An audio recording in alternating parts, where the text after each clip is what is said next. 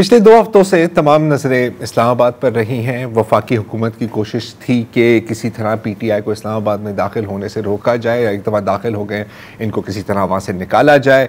और PTI के काफ़िले जो ज़्यादातर खैबर पख्तूनख्वा से आए थे और बज़ाहिर और उनकी सरबराही कर रहे थे खैबर पख्तूनख्वा के वज़ीर आला अमीन गंडापुर साहब, उनकी कोशिश थी कि इस्लामाबाद में दाखिल हों। इस दौरान तमाम झड़पों को मिलाकर कुरम एजेंसी में तकरीबन 133 लोग जाँ भाग हुए हैं और हमें अभी अंदाज़ा नहीं लगा सकते कि कितने लोग ज़ख्मी हैं, उनमें से कितने लोग शदीद ज़ख्मी हैं। आज हमारी बात हुई हमारे जो डॉन के नुमाइंदे हैं पारा चिनार में जावेद हुसैन से, और उनसे मैंने पूछा कि इस वक्त कुरम की क्या सूरत हाल है। इस वक्त सूरत हाल का अगर बताया जाए तो आमद-ओ-रफ्त के रास्ते जो गुज़िश्ता 50 दिनों से बंद है। पहले भी कन्वाइयों के ज़रिए कुछ हद तक गुजारा हो रहा था, लेकिन इस वक्त ज़िले कुर्रम खुसूसन पारा चिनार को मुख्तलिफ़ मुश्किलात का सामना है, जैसे खुर्दनी अशिया, तेल, तालीमी इदारे बंद है, इंटरनेट सर्विस ताहाल बंद है, मोबाइल सिग्नल बंद है, प्रॉपर काम नहीं कर रहे। तो इस वक्त लोगों को शदीद मुश्किलात का सामना है। अच्छा, अब कुछ दिन कबल एक ऐलान हुआ था कि जंग बंदी का ऐलान हो गया है। ज़िला कुरम में एक जिरगा भी मिला था, बल्कि कई मुलाकातें हुई और छोटे बड़े जिरगे हमें देखने को मिले, लेकिन इसके बावजूद, जंग बंदी के बावजूद जंग बंद नहीं हुई हैं, झड़पें अभी भी जारी हैं। तो हमने जावेद से पूछा कि इसके पीछे क्या वजह है। बार बार जंग बंदी भी होती है और तीगा जो अमन तीगा मतलब पश्तून रिवायात में इसका बहुत अहमियत था। पहले जब भी कबाइल के दरमियान कोई झड़प या जंग होती है तो उसके दरमियान एक 16 एक तीगा रखा जाता है, जिसका बहुत ज़्यादा एहतराम होता है। लेकिन हालिया दिनों में वो रिवायात भी लोग नहीं देखते, उससे बार बार जिरगे आते हैं, ग्रहण जिरगे आते हैं, फोर्सेस भी उसमें शामिल होते हैं, पुलिस, सूबाई हुकूमत, लेकिन बार बार इसके खिलाफ वर्जी होती है। एक तो लैंड डिस्प्यूट की वजह से यहाँ पर बार बार झड़पें हो रहे हैं। दूसरा, रोड जो है पारा चिनार टू पेशावर, उसमें अगर एक गाड़ी पर पत्थर भी मारा जाए तो उसके खिलाफ पूरा कुर्रम उठ जाता है।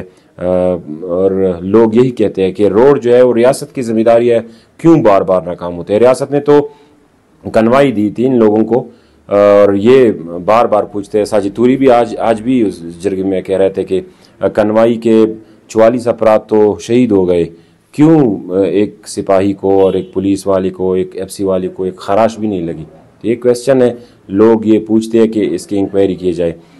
एक बात और कि गुज़िश्ता कई दहाइयों से कुर्रम में झड़पें, जंगे और धमाके हो रहे हैं, लेकिन एक धमाके और एक जंग की इंक्वायरी नहीं हुई। अगर लोग ये बार बार ये डिमांड करते हैं कि एक झड़प और एक बम धमाके की अगर इंक्वायरी की जाए तो लोगों को कुछ तो पता चले कि क्या हो रहा है और कौन करवा रहा है।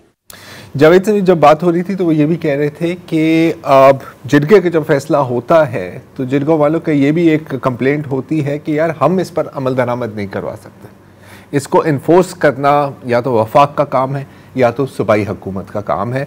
तो फिर मैंने जावेद से पूछा कि वफाकी हुकूमत और सूबाई हुकूमतों का यहाँ पर कोई किरदार है भी या नहीं। हाँ जी ज़रा साहब, सूबाई हुकूमत और वफाकी हुकूमत का किरदार, मुझे वो जुमला याद आया कि नवाज शरीफ साहब ने 2 साल पहले एक धमाका हुआ था पारा चिनार में, तो वो खिताब में फरमाते हैं कि क्या पारा चिनार कुर्रम का हिस्सा है। तो उन लोगों को ये अंदाज़ा भी नहीं है जो विफाक में बैठे हैं कि कुर्रम जो है या पारा चिनार जो है ये पाकिस्तान का हिस्सा है। और आज उसकी बाई को ये बहुत ज़्यादा याद आता है कि कुर्रम के हालात ख़राब है, ये वो सिर्फ वो यूज़ करता रहा, कुर्रम के नाम को और पारा चिनार के नाम को यूज़ करता रहा कि उधर झड़पें जारी है और सूबाई हुकूमत क्या कर रही है। तो वफाकी हुकूमत ने सिर्फ कुर्रम का नाम इसलिए यूज़ किया कि PTI का जो प्रोटेस्ट है वो ख़राब हो जाए और मीडिया का सारा जो ब्रेकिंग है वो कुर्रम की तरफ जाए। सूबाई हुकूमत बार बार कुर्रम के MPAs और MNA सूबाई हुकूमत से ये दरख्वास्तें करती रही कि जो कमीशन बनाया है उनको पाल करे और सिक्योरिटी दी जाए, रोड को महफूज बनाया जाए। सूबाई हुकूमत का सिर्फ किरदार हालिया झड़प में ये था कि एक वफद आया, बैरिस्टर गौहर, वो आए यहाँ पुलिस स्टेशन किया, अहले तशी मशरान के साथ मिले, अहले सुन्नत के मशरान के साथ मिले। सुबह उनको जाना था, कोई काम करना था जंग बंदी के लिए, लेकिन वो चले गए इस्लामाबाद प्रोटेस्ट और कुरम के हालात वैसे ही छोड़कर। लेकिन यहाँ पर एक गिला मीडिया के चैनल से भी है कि सीएम साहब जो भी प्रेस रिलीज दे देते हैं वो कुरम के अपने सहाफ़ी और अपने सोर्स को छोड़कर सीएम साहब के प्रेस रिलीज को अहमियत देते हैं। हमारे अपने इदारे भी, मैं गिला भी करूँगा यहाँ पर कि ग्राउंड रियलिटी को छोड़कर आप सीएम साहब के और दूसरे अहम ओहदेदारों के या जो ज़िम्मेदार है उनकी प्रेस रिलीज तो चलाते हैं, मगर आपको ग्राउंड रियलिटी जो है वो भी देखनी चाहिए। कुरम के लोग, मासूम बच्चे मर रहे हैं, यहाँ पे ख़वातीन मर रही है, और उनके साथ जो जुल्म हो रहा है उनको भी पेश करना चाहिए। हालांकि जो विपाक में या सूबाई हुकूमत में बैठे हैं वो आराम से ये कह देते हैं कि जंगबंदी हो गई है और अमन है, लेकिन यहाँ पर हालात उसके बरअक्स होते हैं। और मीडिया की नुमाइंदे भी, ज़रार साहब कुछ दिन पहले राब्ता नहीं हो रहा था, सिग्नल बंद थे, इंटरनेट सर्विस बंद थे। हमारे जितने भी सहाफ़ी है जो पेशावर में बैठे हैं या कोहाट में बैठे हैं, दीगर इलाकों में, वो कुरम के न्यूज़ बहुत खुशी चला रहे थे कि ये है वो, हालांकि उनको पता भी नहीं था। कुरम के हालात बहुत ज़्यादा संगीन है। सूबाई हुकूमत और वफाकी हुकूमत, फोर्सेस और पुलिस को इकट्ठा होकर इस पे काम करना चाहिए। इस तरह नहीं कि इनके जो अपने सियासी मसले हैं, ये कुरम के हालात के ऊपर वो अपनी सियासी स्कोरिंग करते रहे। तो ये है। अच्छा, एक मीम मैंने देखी जो कि मुस्तकिल गर्दिश कर रही है 3-4 दिन से, कि जो खैबर पख्तूनख्वा असम्बली है उसने इस्लामाबाद में जो लोग जाँ बाग हुए उनके लिए 3 रोज़ा शोक का ऐलान किया। कुर्रम में 100 से ज़ायद उनके अपने सूबे के ज़िले में लोग जो हैं वो जाँ बाग हो गए, उनके लिए 1 घंटे के शोक का भी, बहरहाल ये गिला है।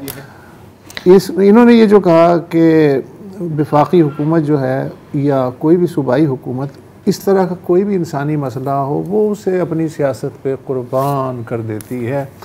अब मेरे जहन में ये आ रहा था कि जो कुर्रम ज़िला है, कुर्रम एजेंसी ट्राइबल एरिया के तौर पे 65 साल वफाक के ज़ेर इंतज़ाम रहा है डायरेक्ट। तो क्या कुर्रम उस वक्त जन्नत था? ये मसाइल तो तब भी थे और तब ही के हैं। तो ये फिर ये है ना कि जी आप कंट्रोल नहीं कर पा रहे, आप नहीं कंट्रोल कर रहे, ओ भाई आपने कौन सा कंट्रोल कर लिया? नहीं, दोनों की कोताही है। सूबाई गवर्नमेंट भी, वफाक भी। ये सिर्फ सियासत के पत्ते के तौर पे इस वक्त इसके साथ सिर्फ खेला जा रहा है।